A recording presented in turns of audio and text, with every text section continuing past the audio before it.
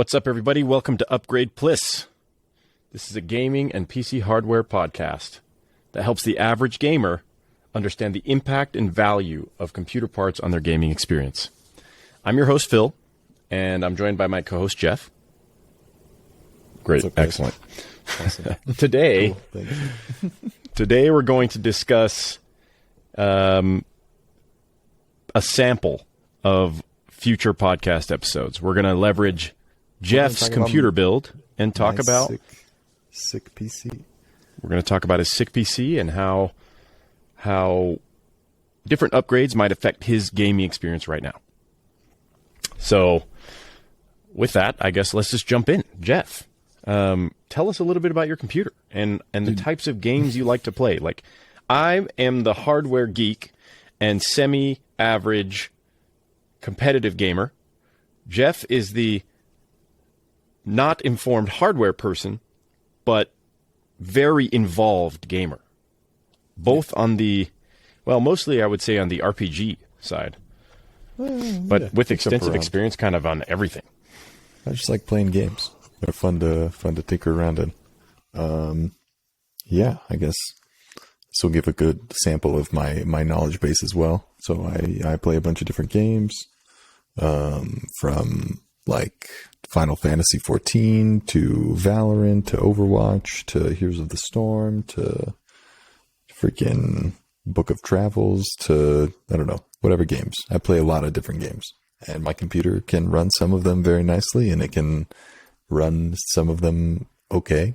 And that's generally, for the most part, sufficient for me. I have the occasional qualm and screen tear and some other thing, but that's why I have Phil. See, he tells me you also have a PS5 though, right? Yeah, I do have a PS5. So anything that my computer can't run, if it's available on my PS5, then I usually just buy it on my PS5 because that's a really interesting dynamic, I find. It's a pro move. Yeah, I mean, in a sense, yes. And, just to give some context to the viewers, at the end of this episode, so in about 30 minutes, we'll have an up to 15-minute long Q&A section where any viewers on the live stream can ask questions related to gaming or PC hardware, and we'll do our best to answer them. But one of the really interesting things about PC gaming is that, from my perspective, I wouldn't be shocked if 20% or more of PC gamers out there are making some big mistake between what their graphics card is relative to their monitor resolution, or what they, how much RAM they have, or the speed of their RAM is dramatically decreasing their FPS, or they didn't turn on XMP or something. There's lots of different things that people can do, that people should do, to have great gaming experiences that you hear all the time. There's lots of Reddit posts like, I can't believe I didn't have this turned on for years. I can't believe I bought a 144 hertz monitor and I was gaming at 60 hertz the whole time. I mean, I've even made that mistake multiple times. Yeah, and let's not even... Go ahead, Jeff. No, just things that I barely even think about when I'm buying a game. I'm just, it's just not that is literally why I have you. So also, probably one of the saddest stories out there are the people who plug their monitor into the motherboard and they game on integrated graphics for years and don't realize. Bro, sometimes I wonder if I do that, truthfully. So, the whole point of this podcast is to just have a conversation around that stuff, improve our education around how certain parts of our computers can drive more frames, smoother gameplay, right? What types of games perform well on what types of hardware, just to help people get the most out of their gaming computers. That's something that I'm actually really passionate about, right? Between gaming computers and like networking. I get frustrated for people when I can see that they're really struggling to have a good experience with gaming. You're really trying to min-max the gaming experience for everybody involved. So, yes. You know what? This is a good time for me to level up my gamer gamer talk. Can you please define min-max clearly for me? Yeah, I guess. Can I define min-max clearly for myself? I just know the concept, I guess. No, it's just you. So like, I don't know, in Final Fantasy XIV, min-maxing occurs when you start getting into like materia melding and exactly how many stats you have. It's when you shift from just looking at your like gear score. You know how in Destiny you have just that sort of power level, sort of general amount that you have. So that's like that's just your general power scale. You can cruise through the game, you can beat the game, you can do all the activities. Just looking at that, you'll be able to complete pretty much everything in the game. Min-maxing is when you start looking at each gear piece and you start looking at each exact amount of what stat is going into where and how you can maximize exactly what's going to improve here, what you can sacrifice on, like what you can give away in order to strengthen the things that you want to strengthen and do so. So yeah, so for you, essentially what you are doing for RPCs is, yeah, like how much can I get away with on my current hardware, and what upgrades do I need to make specifically and precisely so that I don't waste money and I don't waste my own time and energy trying to play a game or do something like that. So yeah, that's okay. Min-maxing. That makes sense. And that's absolutely true. I find it hard to not assign a lot of value to these opportunities. But on the flip side, a lot of people are having a good enough experience, right? Yeah. I feel like where I really want to focus is where people can get a lot of bang for buck, right? A dramatically improved experience, right? Let's take, for example, your current setup, right? Your work gave you a 4K 32-inch monitor. Yeah. I'm not sure if you ever tried gaming on it, but if you did, you might have noticed that your frames were not very high. No. Yeah, I had to lower some settings when I tried to play Final Fantasy on it, and I was like, this looks super nice, but nothing's working. It looks super nice, but it's nice and stuttery as well, right? Yeah. I'm getting some feedback in the chat here that I am not coming through in full stereo. Are you hearing that, Jeff?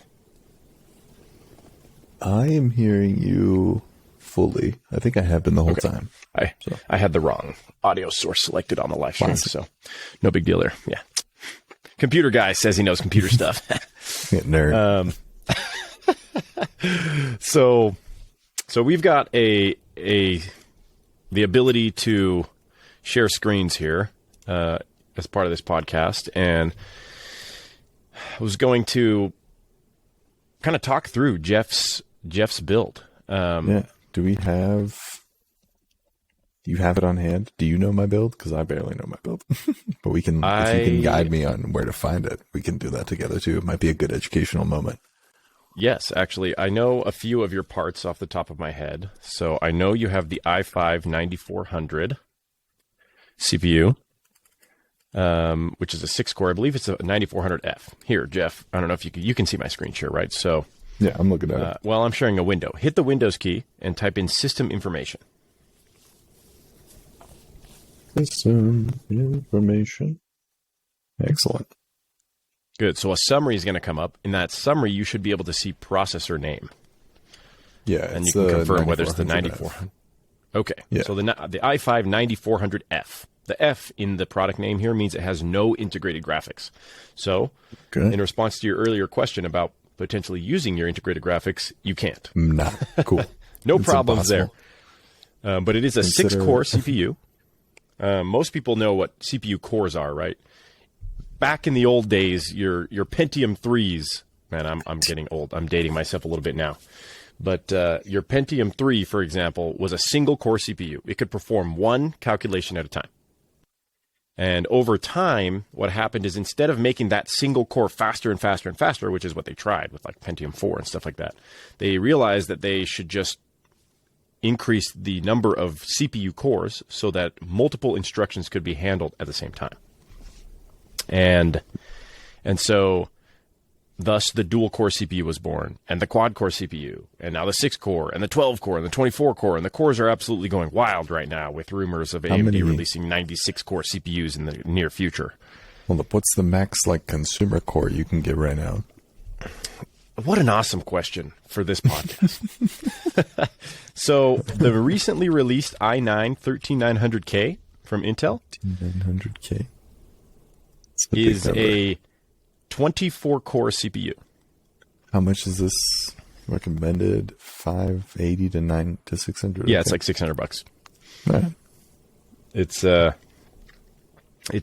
pricey, and it uses that would be tight. As much energy as your entire PC build. Wow, that seems nice. It literally goes to 100 Celsius, and there's nothing you can do. I don't know why my camera's flashing. That's really annoying.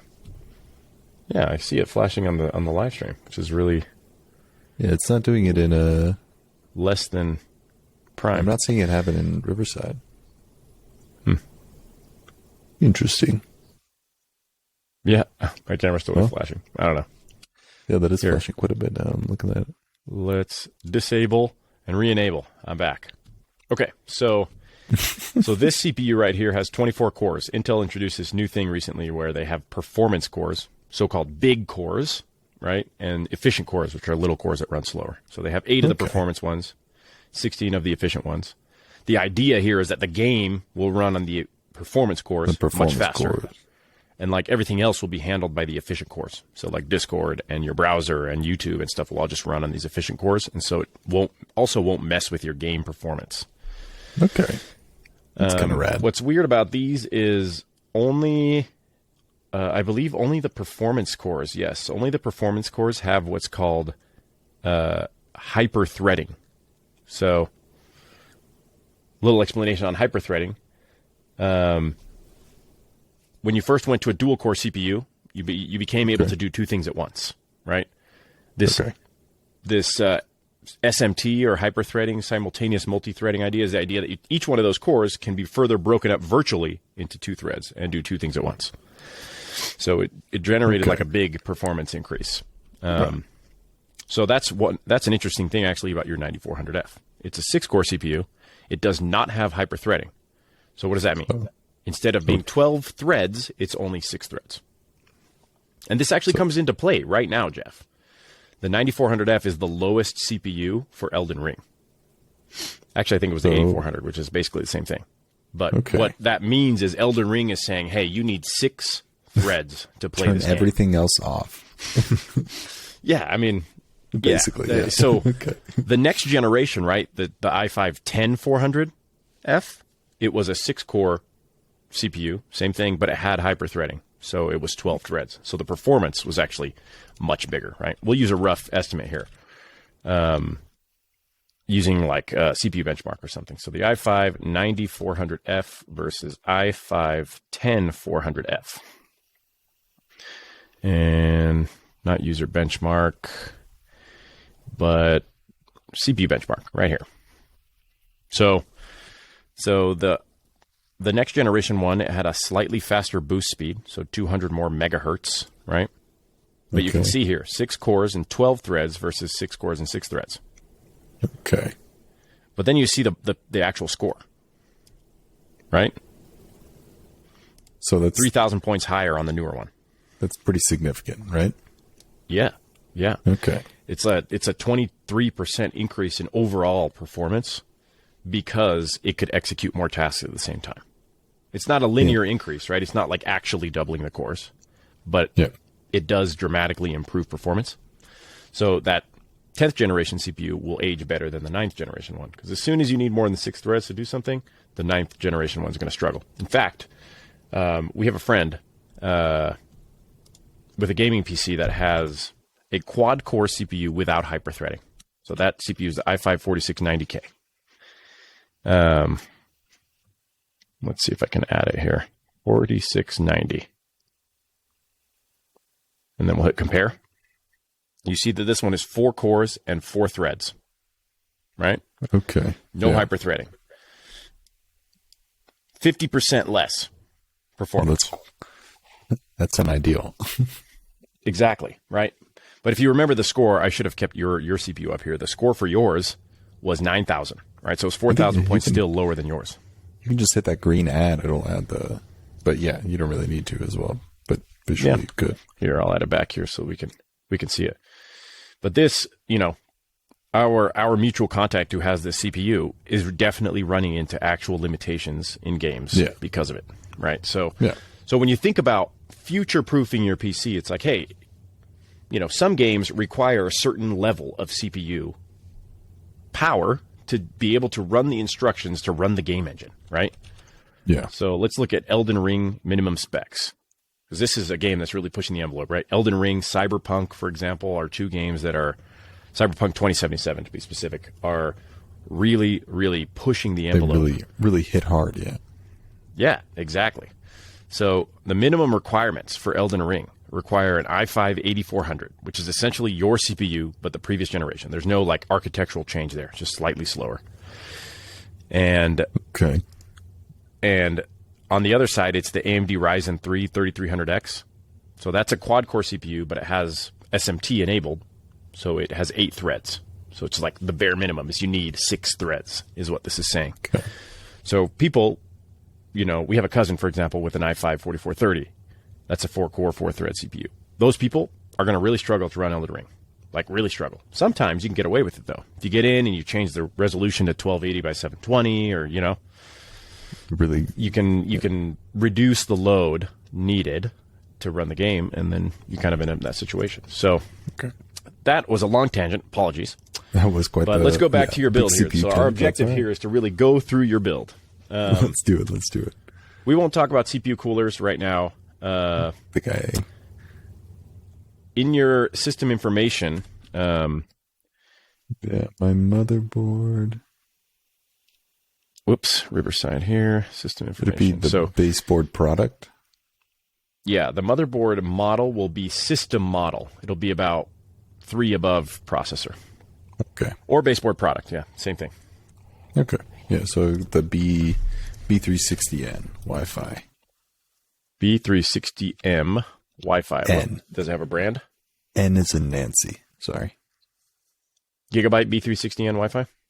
I believe so. It doesn't give me a brand, but it does. Gigabyte Technology. There it is. Cool. Perfect. Now, on the left sidebar, you'll see components. You can open that and go to store. Let's see. Sorry. Before you do that, stay in the summary. Scroll down. You'll see installed physical memory RAM. Where? It's about, 10, 12 below the CPU. 16. Yeah. Yeah, perfect. So you've got 16 gigabytes of RAM. We could talk about that specifically. We'd have to look at a different program to get exactly what RAM and what speed the RAM is running at. But for the sake of this quick look, right, we'll just grab in fact, I'm pretty sure that we bought you 2400 megahertz RAM, so we'll just throw that in there as a placeholder. He doesn't have this RAM exactly, but for all intents and purposes, he's got this. It'll work, yeah. So back to system info. You can go to, you can open components and you can open storage. You'll see it there near the bottom. And you can click, let's see, disks, I believe. Disks or? Oh, yeah, disks. Okay. Yeah, disks is where you're going to find an actual model name for your hard drives. We won't. I don't think we'll go into detail here, right? But I remember putting your PC together. 2 terabyte. Here, I can send you the. You've got a 2 terabyte HDD. Yeah, and then a 500. Yeah, 500 gigabyte SATA SSD. Now let's do a 2000 gigabyte, and then we'll sort it by price. That should give us, you probably have something along the lines of a Western Digital Blue or similar spinning hard drive here. And then 512 gigabytes. Do you have a model number on that one? 512 model number. I don't think I do, actually. Let me see if I know that it's an SSD. Yeah, it's an SSD. It's SATA is the model. SATA. Yeah, so it's a SATA SSD. We'll just put a placeholder in here. So let's just use the Silicon Power A55, even though yours may be a little bit better. Let's use that. Okay, awesome. So if you go back up to display on the sidebar there, what you'll see in the display tab is you'll see all your monitors will be listed, and also all your graphics processors. So if you had an integrated GPU, it would be here as well. You can give me the name of the first graphics card, which in your case, I believe, is a PNY RTX 2060, right? It's a GeForce RTX 2060. Okay, so we'll just grab a 2060. Here. I don't know if I'm in the wrong place by chance. Nope, that's fine. It may not have the model. Okay, so we have an RTX 2060, and I believe you are running a 500 watt. So I'm going to just do this from memory.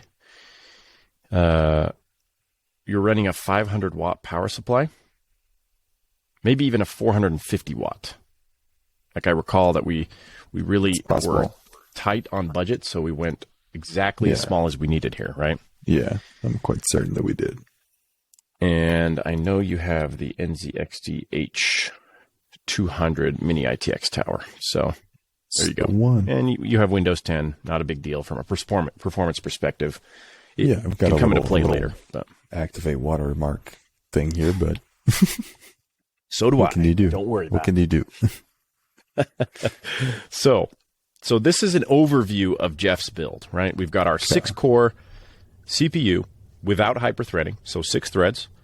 We've got a B360 motherboard. Just, the most important thing here is that it's compatible with your CPU. Not all CPUs work on all motherboards, right?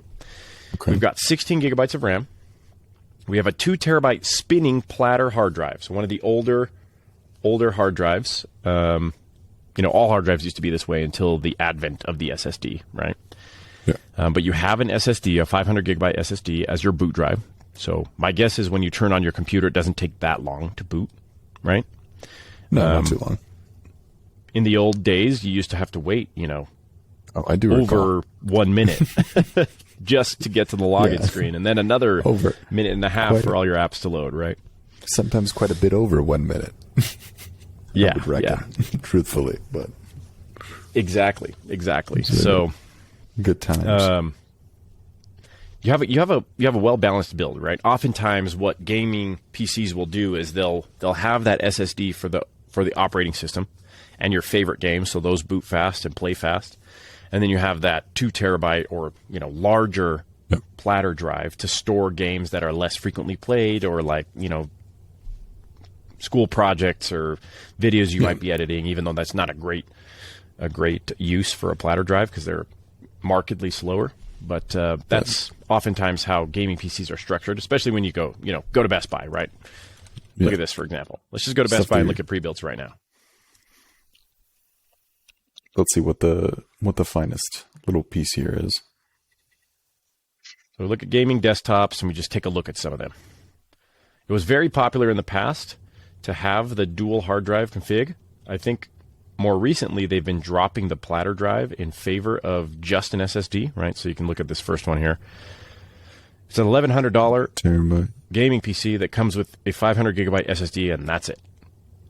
Like, I would argue that this is a bad gaming PC. Yeah, how much stronger is this than my computer? Great question. It's much more powerful on the CPU side, and it's weaker on the GPU side. Interesting. Mm-hmm. But, for $1,100, I can buy this computer and install COD, and I'm out of room. Yeah, and that's horrible. If I were not the type of person who knew how to upgrade my computer, that would be a bad experience. Like, this is the kind of thing that I look at in the market and think, why would you this do is that? giving people bad experiences actively. Yeah. People who don't know better are having bad experiences spending $1,100. Like, I will not hesitate to say, that a person who buys this computer is going to think that a PS5 is a better value. Think about it. A PS5 is about as powerful as a 2070 Super, if I remember correctly. Well, I mean, compared to this computer, a PS5 is absolutely a better value. Yeah, like literally. Like, so I just want to remind the viewers that we're going to have a Q&A at the end, last 15 minutes. So I don't know how far we are from 30 minutes. I think we've got about 10 minutes left. 10, 15, yeah. But yeah, so like, you know, when I hear somebody say like, oh, consoles are way better, consoles can be better values, and they are better values because trash like this is sold at retail. So that's, I think my counterpoint to that is that the console value comes from primarily a point of maybe not so much like a lack of desire for education, but just like a lack of effort or energy to get the education that you would need to really take advantage of a PC. Like, yeah, a lot of my friends are like, the majority of the people that I try to pitch a PC to that I've been playing on console with for years and years and years, the excuse is always like, why am I going to spend $1,000 to do something that I can already do on my console? Mm-hmm. And to like a very big extent, they are correct. Like and it was like, that was my philosophy until I got my PC as well. Cause it's like, how much more do I actually need, you know? But I don't know. For me, the appeal of the PC for me is the flexibility and the amount of games that I can play and the amount of things that I can do comes far larger. And just the amount of like, the options that I have with the games that I'm playing as well are just far expanded. But it also, like, I understand, like, if I'm looking at this thing and I'm like, okay, this thing has 500 gigabytes of storage. That's the exact same as my PlayStation does. It's got a disk drive. I'm going to still have to buy more peripherals for it and still buy games when I get it. What's the point there? Mm-hmm. Yeah. I mean, it's hard to argue with that, right? Yeah. I do want to throw out like a semiconductor industry, right? When I say semiconductor industry, I'm talking about the companies that are producing chips. Okay. Yeah. So this computer, for example, it uses an Intel i5 12600KF. That's the CPU, right? And then it uses an NVIDIA GeForce RTX 3050. Let's talk about the PS5, for example. The PS5 uses a CPU and a GPU unified together. It's a unified architecture, okay? Basically, if I could take off-the-shelf parts and build a PS5, it would look like an 8-core CPU from 3 years ago from AMD and an RTX 2070 Super from NVIDIA. So, you know, you could essentially match the performance of the PS5 with off-the-shelf PC hardware. The way that I think about consoles is that when the PS5 comes out, that is when its value is the highest. Yeah, because the PS5 doesn't get updated, right? How long does it take Sony to release a new console, for example? 3 to 4 years, usually, right? And so we're still, you know, selling PS5s right now with no official word on a PS5 Pro or something like that, right? Where they actually change the hardware. And so right before the next PS5 Pro comes out, that's when the value of a console is the lowest, literally, right? Comparatively, because computers advance every year. And so they'll move stuff down a tier in terms of price. So, you know, there's actually a time when the value proposition flips, right? Where a cheap computer, a computer that's cheap, can beat the PS5 in value, right? Yeah. But I think that's kind of the thing that I learned as well with getting my PC is like, but I think it's a hard sell because you're not, I think the toughest part is not so many people are thinking of their gaming experience in terms of like a 5-year plan. So I mean, like it's more so like it's more so that immediate instant thing. And so that's why it's a little bit harder. And I think that this kind of stuff is good is like, the more people know about kind of what you can do. Cause I bought my PS5 primarily because like most of my good friends are not going to get PCs, but I already had my PC at that point and I would have been comfortable. Like, it would have been cool to have spent $500 on a new graphics card instead. But for one, they were still super expensive, but like, it's the whole exchange. It's a very social decision as well, right? Yeah, exactly. And so if all your friends have Xboxes, you're likely to buy an Xbox. If all your friends have gaming PCs, you're likely to buy a gaming PC. Yeah. Absolutely. So we're definitely going to stick with the gaming PC. stick on the gaming PC track, I think, in this podcast series, but I think it's useful to contextualize consoles from a technology perspective, right? What's knowing on par. where the line is, right? Consoles have reached this level of PC performance, and that's where they're at right now. Like, knowing where that is actually beneficial to make decisions, in my opinion. Yeah. But like, I just want to point this out. Look at this PC below here. Give me your initial thoughts on this. How do you compare these two builds, and what do you think about their value? I like that I have way more storage. The RAM is the same. Mm-hmm.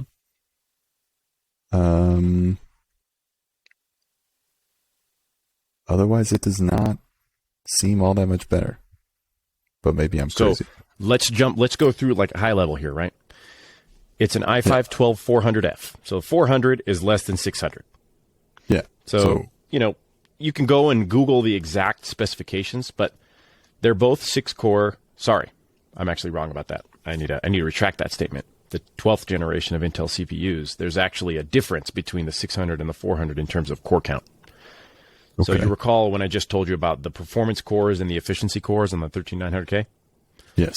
So, consumers might not know, well, are unlikely to know that the 12400F is a 6-core, 12-thread CPU, only performance cores, and the 12600KF is 6 cores of 6 performance cores and 4 efficiency cores. It literally has a different number of cores. Then why is it? I'm going to confirm that because usually my memory doesn't fail me on this type of stuff, but I'm going to make sure I'm saying the right thing here. Yeah. 10 total cores, 6 performance cores, 4 efficiency cores. Interesting. So there's quite a big difference here on the CPU side. But most of the time, your graphics card matters way more than your CPU for gaming, right? Yeah. So if you think about the PS5, use the PS5 as a reference point. It's got an 8-core CPU, but it's an older generation 8-core CPU. But this GPU is very relevant, very powerful, actually, even by today's standards. So that's because most of the time you need the graphics card more than you need the CPU, and we'll talk about in the future what situations that really is. But you're not doing comparing a lot of these two builds besides the game on the exactly on the console. Exactly. But yeah. So this RTX 3060 is massively more powerful than the RTX 3050. Why but the build is $50 less. And you get more memory, right? So if you don't know what you're looking for, my point is, if you don't know what you're looking for, you will definitely make a mistake buying a computer, right? And that's the big reason for wanting to start this podcast. So, going back to Jeff's build, right? The title of the podcast is Upgrade Pls. Like, how would we upgrade Jeff's PC and why? Yeah. And what would we expect to see out of it? So tell me, looking at this, what's the weakest point in my PC build right now? So the official answer to that is always, it depends. However, there are some concrete things that you can latch onto, right? For example, what resolution do you play games at? Primarily my I never remember, the 2560. 2560 by 1440. So those are commonly referred to as 1440p monitors, right? All right. The height is 1080p is 1080 pixels high. So this is a 1440p monitor. 1440p is it's still considered pretty high end, right? Most people are still on 1080p machines. 1440p is a big visual upgrade. But it's less pixels, obviously, than 4K, which is 3840 by 2160. So that is a fairly high resolution, right? We'll start with that. Okay. And one of the unique things about computers is, as you increase the resolution of the game, the load on the GPU goes up because it has to render more pixels, and the load on the CPU goes down. Because it has, since the GPU is having a harder time, the CPU doesn't have to maximize how many instructions it's feeding the graphics card. Okay, so sometimes what that means is sometimes people just literally have the wrong monitor to get the best performance out of their build. So what you really want out of your computer is you want to be what's called GPU bottlenecked. You want your GPU to be the thing that's maxed out and not anything else, because then you know you're not leaving frames on the table. Okay. So what I would say about your build is actually that the 2060 and the 9400F combo is actually really good for 1440p, because wherever you may have had a CPU weakness because you don't have enough cores or enough speed there, it's getting shored up by the fact that actually your GPU is always the bottleneck in 1440p. Okay.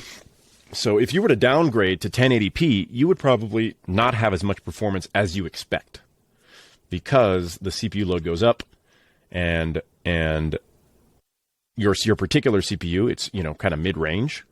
Yeah. It would struggle to feed the 2060 in certain types of games, especially like esports games, for example, where they're very graphically basic so that they're accessible to a lot of different people. But the whole point there is to play on as many computers as possible. Everyone says League of Legends can be played on a potato, right? Yeah, there's a reason for that. I'd say. It's because a lot of people don't have high-end PCs. And so you need to be able to play it on a netbook, so that you can have as many players as possible on the world. Okay, so if I can run those it on computers, my they have Chromebook, very then... low graphical load and a moderate CPU load.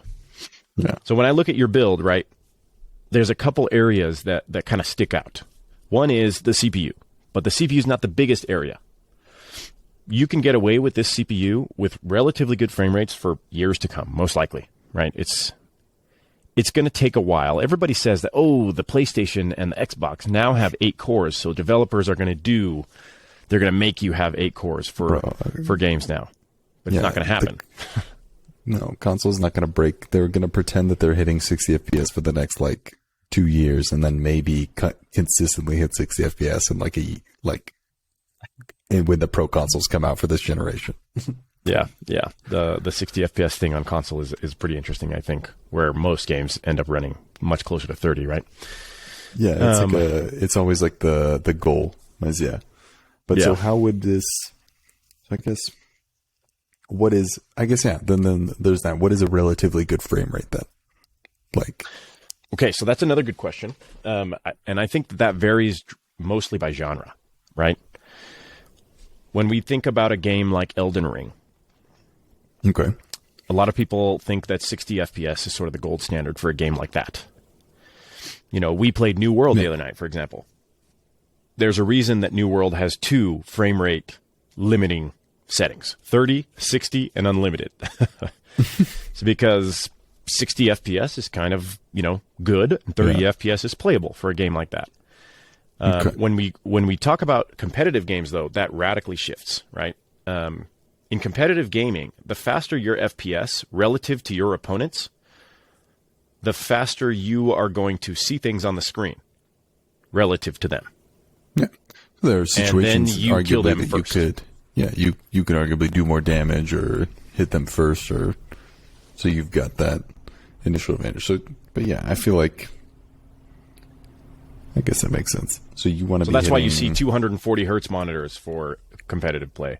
Now you're starting to see 360 hertz for 1080p, and 240 hertz on 1440p, right?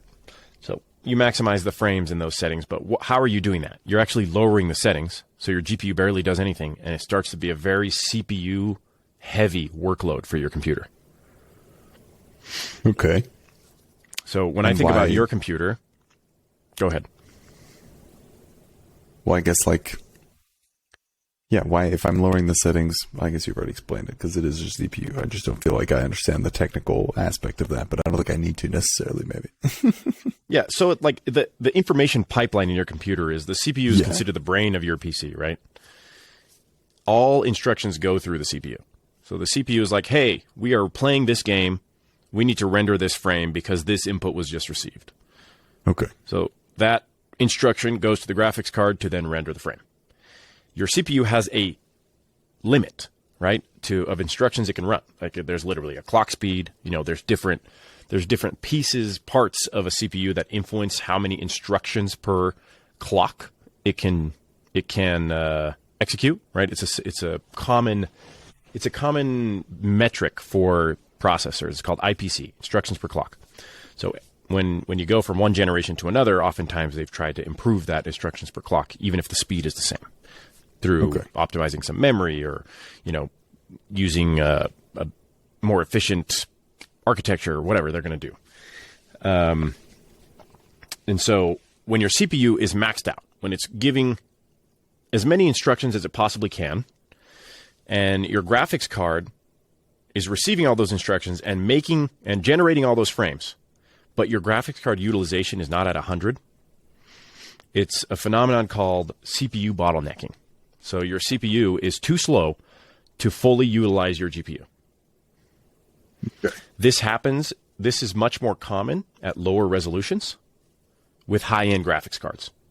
So if I have like a 4090, right, a 1600 absolute monster of a graphics card, and I'm pairing it with an Intel i3 9100F, she's not going to make the utilization on that CPU or on the GPU is going to be really low because the CPU just cannot feed it enough frames. Okay. Now, we're talking about extremes here. Even if I had an i9, it wouldn't be able to feed enough frames to a 4090, but at that res. Naturally. So it's my point is that PC gaming is a continuum. There is a vast continuum of optimizations and settings that you can pursue. And your computer is going to run a little bit differently than most other ones, unless you happen to have exactly the same parts. Literally exactly the same parts, running at the same speeds, same memory timing, same everything. Same cooler, even. Like, if your CPU cooler is slightly better than somebody else's, your CPU is going to run 25 megahertz faster, and that's going to improve your frame rate a little slightly, right? So everything's just working together too much. Okay, got it. So that's why there's so many tech YouTubers that are having great success benchmarking stuff, because there are infinite combinations of parts, and that's actually what makes it really hard for developers, I feel like. There's one PS5. They just need to make the game work on that one PS5. So they have to develop for 40,000 combinations of CPUs and GPUs, and that's not even a high enough number, to be honest. So, I don't know. It's very challenging, right? But on the gamer side, understanding a little bit about your machine can help you diagnose problems, right? It can help you make use of old hardware. If you understand CPU load versus GPU load and the bottlenecking there, changing the resolution of a game can take some load off of your old CPU and help your GPU run better, for example. Like there's lots of things you can understand and do, which is really cool. But to bring it back, right? I know we're running out of time. So to bring it back, looking at your build, let's see. You're gaming at 1440p. So what does that mean? You're very likely GPU bottlenecked. The 2060 is a capable GPU, but it is a little bit underpowered for true high-end 1440p gaming. Okay. So in order for you to hit 60 FPS in a lot of the games you're playing, you're probably having to turn settings down, right? Yeah, every single time. So usually, mid to high is usually what I play at. Yeah. That is not unexpected, right? Because you're hitting the limit of that GPU. So the most logical upgrade for you would be to upgrade the GPU.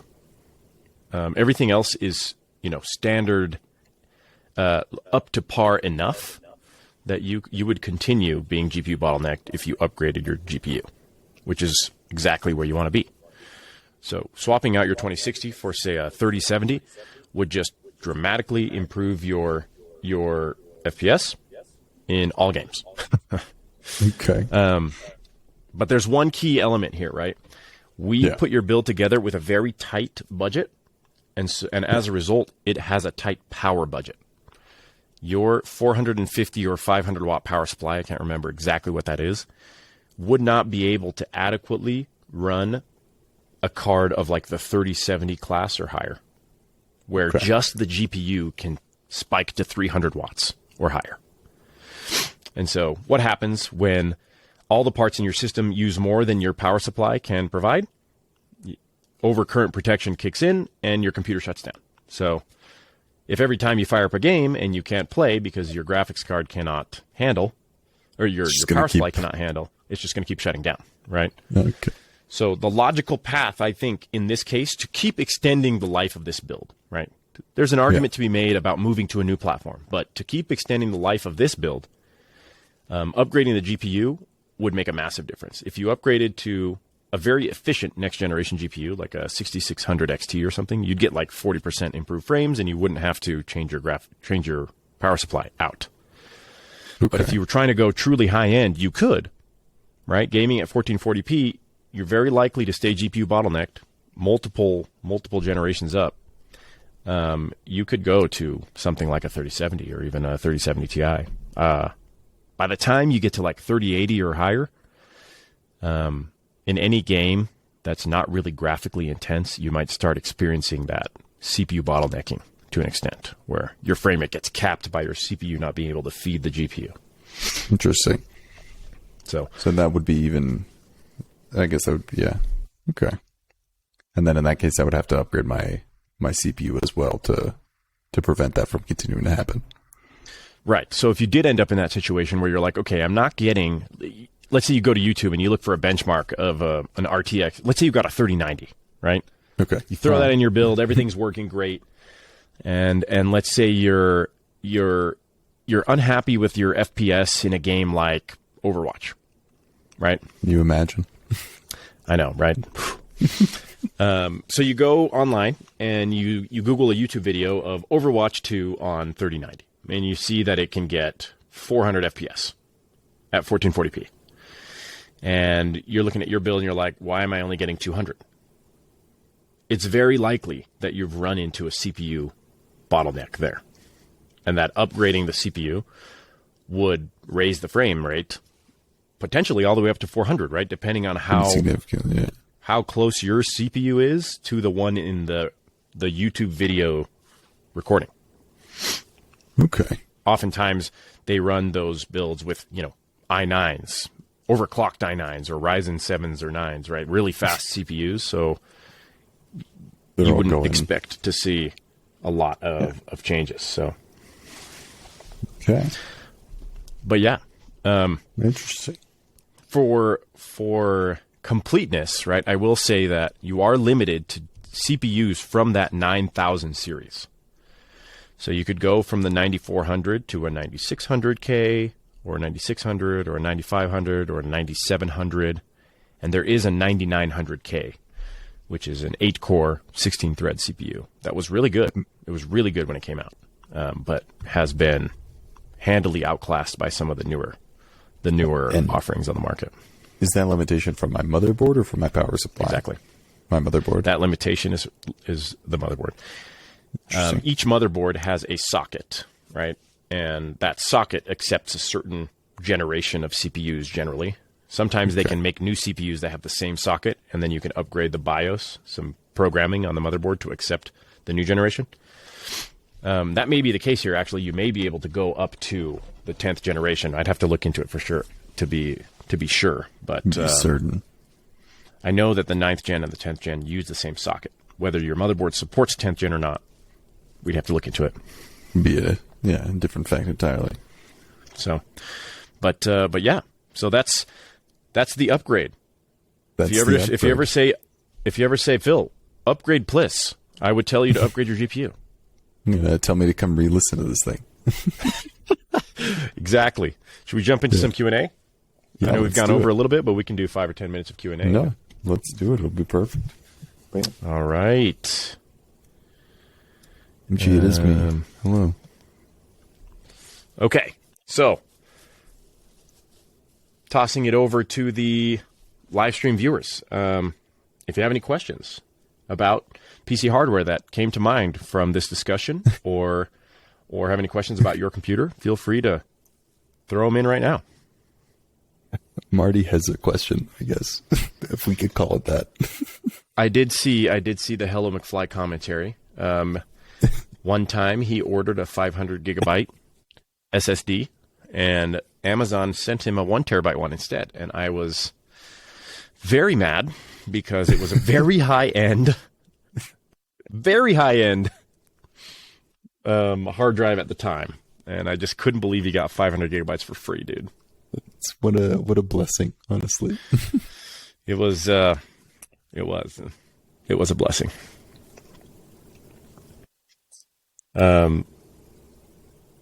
Also, welcome Yoshi-Sar to the Brotherhood channel. We've got our Upgrade Pls podcast going on tonight. And we're glad to have you. Yeah, I'm learning more about computers than I ever have. And this time actually paying attention, unlike the other times that Phil has explained these things to me. Well, hopefully, through targeted education, we'll have you doing some ultra high-end gaming in no time, Jeff. Oh, one of these days. I'll be putting these things together and reading all about them. I will say that it is one of the best times in recent history to build your own computer. And the reason for that is because the new graphics cards. So actually, it's because of the old graphics cards.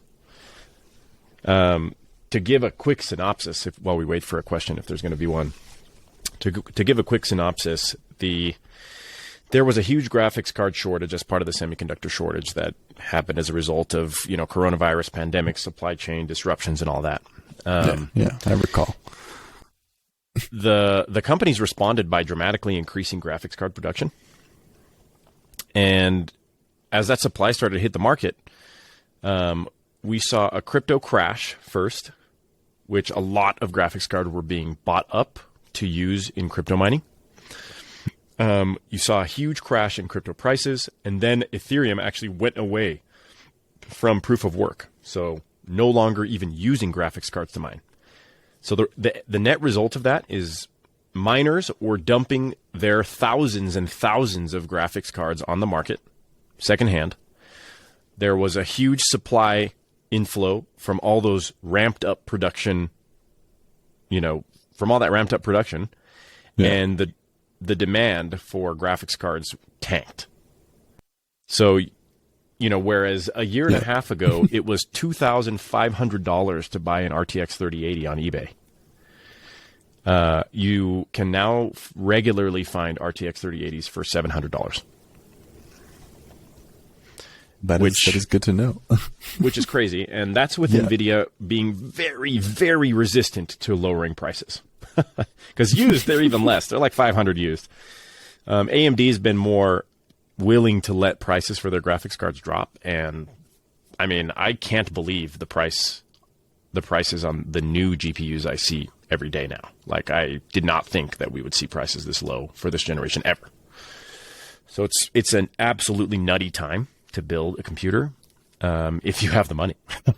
Yeah, if you've got the funds, but which that's one thing that not a lot of people have these days, as we're staring whatever recession is about to hit in the face. But I'm sure it'll be swift and brief and horrifying and brutal. But it'll be great. So we'll all make it through. We can all keep playing Overwatch 2 until we die. Luckily, you don't need that big of a graphics card, that powerful of graphics card to run Overwatch 2 at great frames. Exactly. So, it doesn't look like we're going to get any questions in the Q&A today, which is fine. It's okay. We hope to do these episodes fairly frequently. In theory, we'll find somebody who has a PC build that they want to talk through potential upgrades and how to navigate that. Or we'll talk about some important topic that plays a big role in your gaming PC performance that may not be very familiar to the general public, right? So that's probably how we're going to do it. We'll probably have Jeff lead some podcasts in the future where he really approaches things from the gaming perspective, right? What are some common pains that gamers have, and how can understanding hardware a little bit more help resolve some of those issues, right? We all know gamers have many, many pains often. This is true. Some feel some real and some pain. Perceived. Yes. We're all just empaths for our computers. All right. Well, that's going to wrap it up for the first episode of Upgrade Pls. Thank you to everyone who stopped by the live stream, and we hope to have this on YouTube in the coming days. And I will then go and do the research to figure out what it will take to get the audio on an actual podcast platform. I'm looking forward to it. But in the meantime, keep gaming, and we'll see you all later, my friends. Yeah. see you guys on the other side of something.